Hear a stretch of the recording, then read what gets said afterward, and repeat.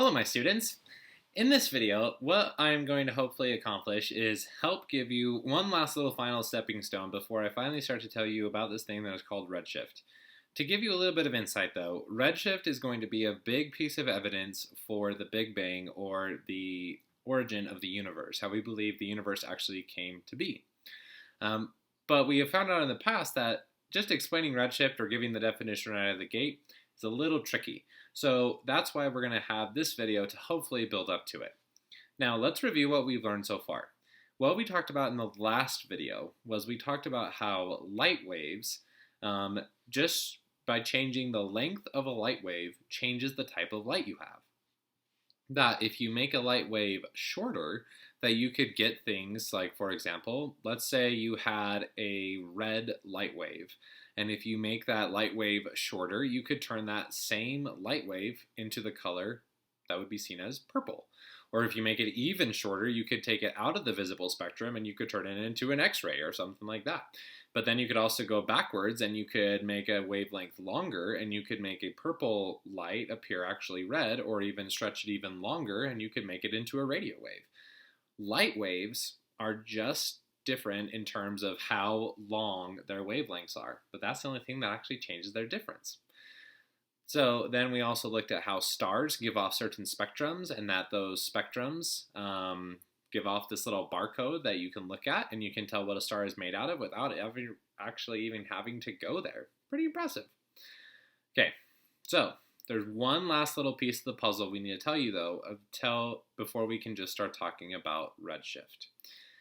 To help us understand it, we are going to talk about something called doppler shift. Doppler shift is something that I could guarantee all of you have experienced before or heard in some way, but you just might not have known that it was called that. And for some of you, you probably do know what doppler shift is, in which case this will just be a little review and a cool little demonstration. Usually I do this in the classroom and it works out a little bit better, but being as it may, this will hopefully work out pretty okay. So doppler shift has to deal with sound. So I need something that makes the sound.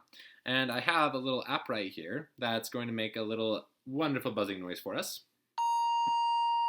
Oh, it's beautiful. Hey, I'm going to play that beeping noise, and then all I'm going to do is I'm just going to start waving my phone back and forth. And I just want you to listen to the sound and how it's different. Okay, so here we go. Now, I'm not going to touch anything on my phone, but just listen to the sound it makes. Not touching anything else on my phone other than the side. I'm not changing anything about the sound. Here we go.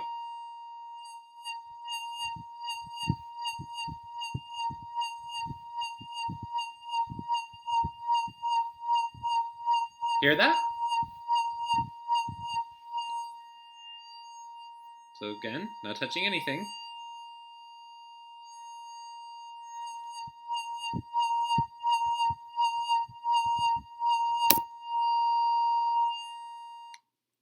Weird, huh? That effect, that up and down kind of sound, that is called the Doppler effect. Now, in case you might not have heard it, here is a common misconception that people have.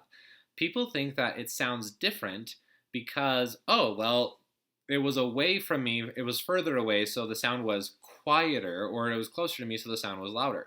That is wrong. That is false. Maybe to some extent, maybe it was a little louder or quieter, but that's not actually the change you were hearing. You literally were hearing a different pitch.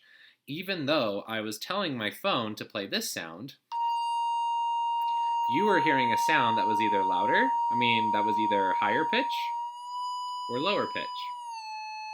So as I was going back and forth, you were hearing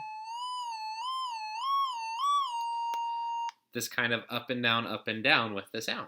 If you don't believe me, I took a clip of this and I actually I play over and over and over again the sound approaching and the sound moving away, so that you can actually hear the difference between the two. As you listen to this, remember that it's the same sound, that I'm not changing anything about my phone. The only thing that is changing, though, is the phone moving. So listen to this really quick. You'll love it, I'm sure.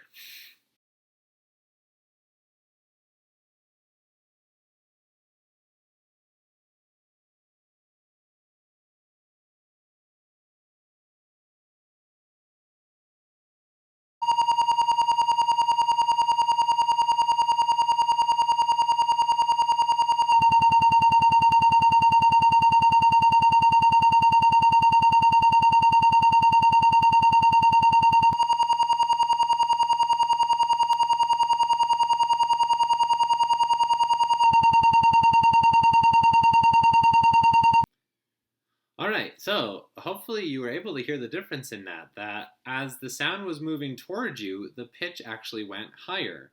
As the sound was moving away from you, the pitch actually sounds lower. So what is going on there?